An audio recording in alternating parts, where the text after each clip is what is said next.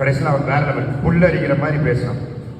இங்கே சாம்பிளுக்கு இங்கே படிச்சுட்டு போனால் அலுமினியில் என் தம்பி தங்கச்சி யாரை கூப்பிட்டுருக்குது? அனிதா. அனிதா இங்கே படித்த ஸ்டூடெண்ட் தானே, we know very well. Fathima மைக்கேலுடைய ஸ்டூடெண்ட் அனிதா அவர்களை உங்கள் கைத்தட்டலுடன் நான் மேடைக்கு அழைக்கிறேன். Welcome Anitha, Fathima Michael, the alumni and முன்னாள் மாணவி. All your clap.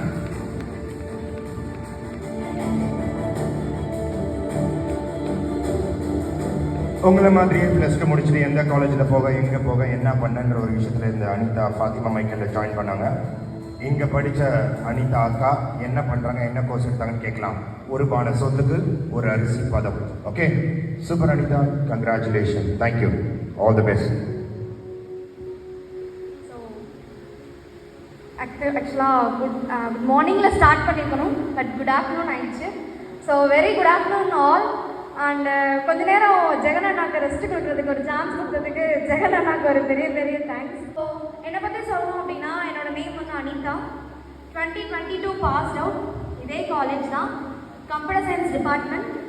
And now I am working in ப்ராஃபிட்டப்ஸ் private limited Madurai, which is I'm a Java developer and backend developer. Now I am a lead of cockpit team, which is in my team. So நீங்களாம் நினைக்கலாம், தேர்வை கொண்டாடுவோம்னு ஒரு ஈவெண்ட்டை கொண்டு வந்துட்டு எதுக்காக அந்த காலேஜ் ஸ்டூடெண்ட்டையே நம்மக்கிட்ட பேச சொல்லணும் அப்படின்ற ஒரு கொஸ்டின் உங்கள் எல்லாருக்கிட்டையுமே வந்திருக்கலாம். காலையிலேருந்து வந்ததுலேருந்து எல்லாருமே எக்ஸாம்ஸ் இப்படி ப்ரிப்பேர் பண்ணுங்கள், எக்ஸாம்ஸ் இப்படி எழுதுங்க, எக்ஸாம் பற்றி ஃபியர் பண்ணாதீங்க, உங்கள் லைஃப்பை மோட்டிவேட் பண்ணுங்கன்னு நிறைய ஸ்பீச் வந்து நீங்கள் கேட்டிருப்பீங்க. பட் நீங்கள் வந்திருக்க இடம் எப்படிப்பட்ட இடம், யார் உங்களுக்கு இதை கொடுக்குறா அப்படிங்கிறத இங்கேருந்து படித்து முடிச்சு போன என்ன மாதிரி யாரோ ஒரு ஸ்டூடெண்ட் உங்ககிட்ட சொன்னால் மட்டும்தான் அது ரொம்ப ஸ்ட்ராங்காக பதியுன்ற ஒரே ஒரு காரணத்துக்காக மட்டும்தான் எங்களை மாதிரி அலுமினிஸை வந்து முன்னாடி பேசுறதுக்காக கூப்பிட்டுருக்காங்க, வேறு எந்த ரீசனும் கிடையாது.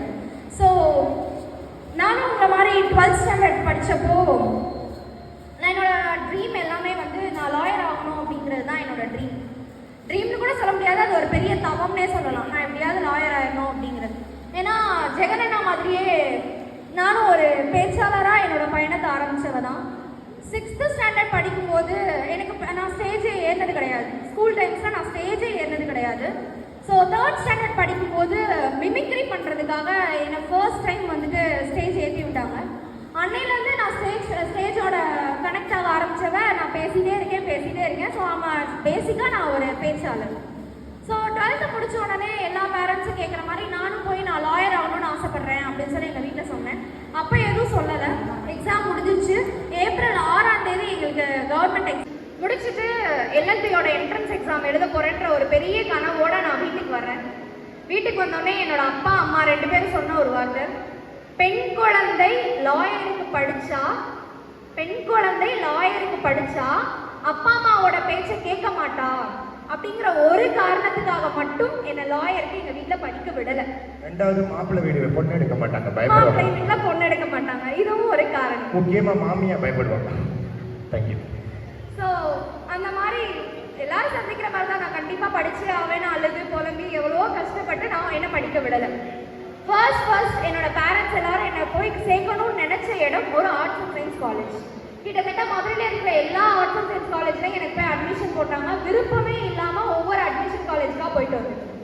அப்போ வெளிச்சமே இல்லாத ஒரு இடத்துல இருக்கும்போது திடீர்னு ஒரு இடத்துல ஒரு லைட்டு தெரியும் பார்த்தீங்களா? ஸோ அந்த மாதிரி நம்ம என்னென்னமோ நம்ம லைஃப் நினச்சி கனவு கண்டோம், பட் நம்மளை பிளாங்காக அப்படி நிற்க வச்சுட்டாங்களே. நான் ரொம்ப டிப்ரெஸ்டான ஒரு சுச்சுவேஷனில் இருந்தப்போ இந்த மாதிரி ஏதோ ஒரு மோட்டிவேஷனல் ஸ்பீச்லையோ இல்லை ஏதோ ஒரு பார்ட்டிசிபேஷன்லையோ என்னோட பேரண்ட்ஸ் நம்பரை கண்டுபிடிச்சி எனக்கு இந்த காலேஜ்லேருந்து ஃபோன் வந்தது. அதுதான் என்னோட லைஃப்பில் ஒரு மிகப்பெரிய டேர்னிங் பாயிண்ட் அப்படின்னு நான் சொல்லுவேன். ஸோ என்னோட காலேஜ்லேருந்து எனக்கு ஃபோன் பண்ணி சொன்னாங்க, நீங்கள் இந்த மாதிரி நல்ல கிரேட் வச்சுருக்கீங்க, நீங்கள் எஃப்எம்சியில் வந்து ஜாயின் பண்ணுங்கள் அப்படின்னு சொல்லிட்டு.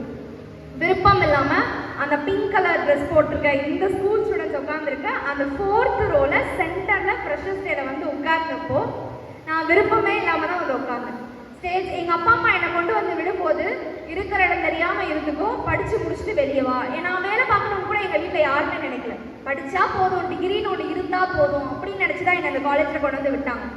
வந்த ஃபர்ஸ்ட் இயர்லேயே எனக்கு பேச தெரியும், என்னால் பேச முடியுன்ற என்னோட டேலண்ட்டை தெரிஞ்சுக்கிட்ட என்னோட காலேஜ் மென்டாஸ் ஃபர்ஸ்ட் டைம் என்னை காலேஜ் ஸ்டேஜில் ஏற்றி விட்டாங்க.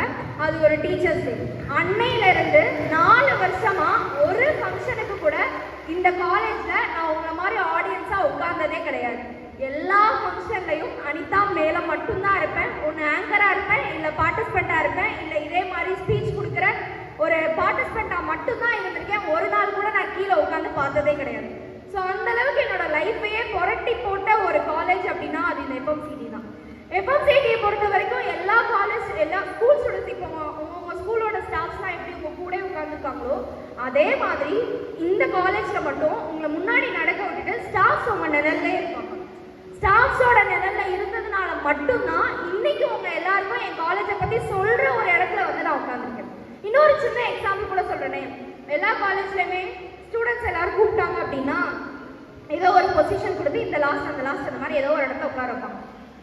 எல்லா தடவையும் ஒன்று சைட் ஸ்டேஜில் இல்லை இந்த மாதிரி கீழே இருக்க சைட் ஸ்டேஜில் உட்காந்து இந்த ஸ்டூடெண்ட்டுக்கு இன்னைக்கு என் காலேஜில் சீஃப் கெஸ்ட்டுன்னு சென்டர் பொசிஷன் கொடுத்து உட்கார வச்சாங்க. ஸோ அந்த அளவுக்கு படித்து முடிச்சு போன ஸ்டூடெண்ட்ஸுக்கும் ஒரு மிகப்பெரிய அங்கீகாரம் கொடுத்தது அப்படின்னா அது எஃப்எம்சிடின்னு மட்டும்தான் சொல்லணும். நீங்கள் படிச்சுட்டேன்னு சொல்கிறீங்க, இப்போ நீங்கள் என்னதான் வேலை பார்க்குறீங்க அப்படின்னு சொல்லி கேட்கலாம். இங்கேருந்து நான் third year final year 7th செமஸ்டரில் இருந்த வரைக்கும் எனக்கு பிளேஸ்மெண்ட் கிடைக்கல. பிளேஸ்மெண்ட் பற்றின அவேர்னஸும் இங்கே யாருக்குமே கிடையாது. எல்லாரும் பிளேஸ் ஆகிட்டாங்க, கூட இருக்கவங்க எல்லாரும் வேலை கிடைச்சி போயிட்டாங்க, நம்ம மட்டும் வேலை கிடைக்காம இருக்கமேன்னு ரொம்ப டிப்ரெஸ்டாக அப்பவும் நான் இருந்தேன். இப்போ கொஞ்ச நேரத்துக்கு முன்னாடி ஃபியூச்சர் டிபார்ட்மெண்ட் அப்படின்னு சொல்லி ஒருத்தர் இன்ட்ரடியூஸ் பண்ணார் இல்லையா, மிஸ்டர் ரவிக்குமரன் சார். அவர் தான் என்னோட சிஎஸ்சி டிபார்ட்மெண்ட் ஹெச்ஓடி.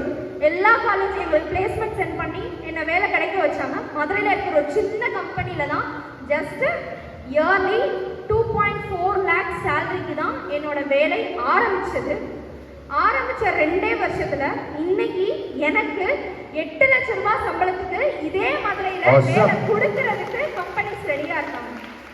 ஸோ அந்த அளவுக்கு என்னை வளர்த்து விட்டது இந்த எஃப்எம்சிடி ஃபேமிலி மட்டும்தான்.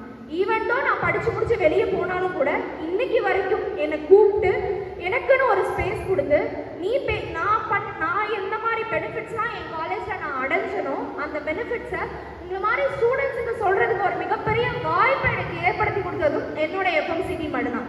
ஸோ லவுடாக சொல்லுவேன், ஐம் ப்ரவுட் டு பி ஏன்னா எஃப்எம்சிடிஎன் அப்படிங்கிறத நான் ரொம்ப கர்வமாகவே சொல்லிக்கிறேன். ஸோ என்னோட வேலை முடிஞ்சிச்சு, என்னோட இதெல்லாம் ஒரு சைடு இருக்கணும். ஸ்டூடெண்ட் உங்களை மாதிரி இல்லை, ஆக்சுவலாக 12th ஸ்டூடெண்ட்ஸ் மட்டும் தான் வந்திருக்கீங்கன்னு நினச்சிருந்தேன். மேபி ஃபர்ஸ்ட் உட்காந்தனால தான் 11th ஸ்டாண்டர்ட் ஸ்டூடெண்ட்ஸும் வந்திருக்காங்கன்றது எனக்கு தெரிஞ்சுது. எங்கள் வீட்லேயும் ஒரு 12th ஸ்டாண்டர்ட் படிக்கிற ஒரு பையன் இருக்கான். ஸோ படிக்கிற திறனை விட வேள்வி ஞானம் எந்த அளவுக்கு இன்னைக்கு இருக்கிற கரண்ட் ஸ்டூடெண்ட்ஸ் கிட்ட இருக்குன்றது எனக்கு நல்லாவே தெரியும். என் தம்பிக்கிட்டே போய் நான் 1 மணி நேரம் பேசினேன் அப்படின்னா நான் பேசுனது காது கொடுத்து கேட்கவே மாட்டான். நான் பாட்டு பேசிட்டே இருக்கேன், அவன் கண்டுக்கவே மாட்டான். ஸோ அதே மாதிரி இங்கே பல தம்பிகளுக்கு பல தங்கச்சிங்களுக்கு இந்த அக்கா பேசிட்டே இருக்காங்க, காலையிலேருந்து எத்தனை பேர் தான் பேசுறீங்க அப்படிங்கிற தாட்ஸ்லாம் இருக்கும். ஸோ இந்த டாப்பிக்கோட என்னை கனெக்ட் பண்ணி நான் கடைசியாக என் தம்பிக்கு நான் எப்படி சொல்லணும் அதே மாதிரி உங்களுக்கும் ஒரே ஒரு வார்த்தை மட்டும் சொல்லிடணும்னு நினைக்கிறேன். மார்க் தான் வாழ்க்கைன்னு கிடையாது, மார்க் இல்லாமையும் வாழ்க்கை கிடையாது. ஸோ அதை மட்டும் எல்லாரும் தெளிவாக புரிஞ்சுக்கோங்க. எக்ஸாம்ஸில் நல்லா பார்ட்டிசிபேட் பண்ணுங்கள், நல்லா எக்ஸாம் எழுதுங்க.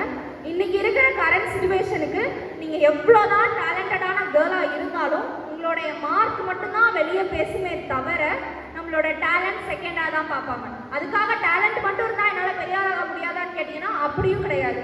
டேலண்ட்டை மட்டுமே வச்சு பெரிய ஆளாகவும் ஆகலாம், பட் மார்க்கும் ரொம்ப ரொம்ப முக்கியம்.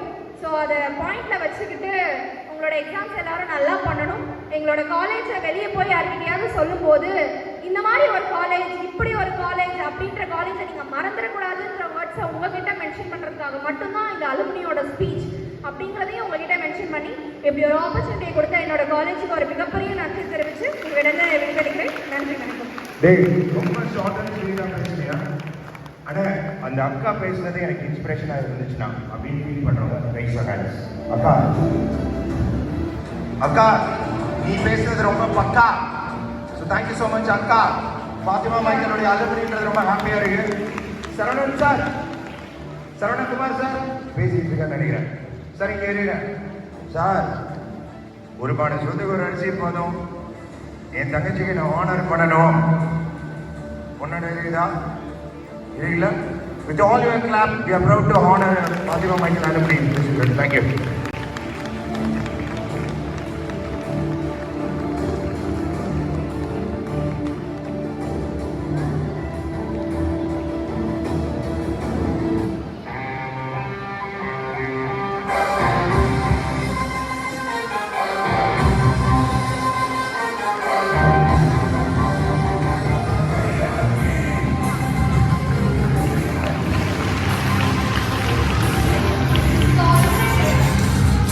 என்ன பார்த்து நீங்களாம் இன்ஸ்பயர் ஆனீங்களான்னு கேட்டாங்க இல்லையா? நான் என்னதான் ஐடி என்விரான்மெண்ட்டுக்கு போய் ஜாவா கோட் எடுக்கிற ஐடி டெவலப்பர் ஆனாலும் எவ்ரி இயர் ஜெகனண்ணா ஸ்பீச்சை கேட்டு என்னோட பேச்சு திறமை நான் விட்டுறக்கூடாதுன்னு என்ன இன்ஸ்பயர் பண்ண ஜெகனண்ணாக்கு ஒரு பெரிய பெரிய தேங்க்ஸ் சொல்லிக்கிறேன். தேங்க்யூ ஜெகனண்ணா. அகைன் என்னை பேச வச்ச ஒரு மோட்டிவேஷனல் ஸ்பீக்கராக நான் பார்க்குறேன். ஸோ சீக்கிரமே ஜெகனண்ணாவோட பிளேஸில் நான் போய் நிற்கணும். இந்த மாதிரி அவார்ட்ஸ் எல்லாம் நானும் ஷோ பண்ணணும்னு ஒரு பெரிய கர்வமே எனக்கு வந்துருக்குன்னு சொல்லலாம். தேங்க்யூ ஜெகனண்ணா. தங்கச்சி, என் தங்கச்சி எவ்வளோ பெரிய மனசு அவங்க எல்லாருக்கும் தெரியும் நினைக்கிறேன். தங்கச்சி மனசு கூட பெருசில்ல.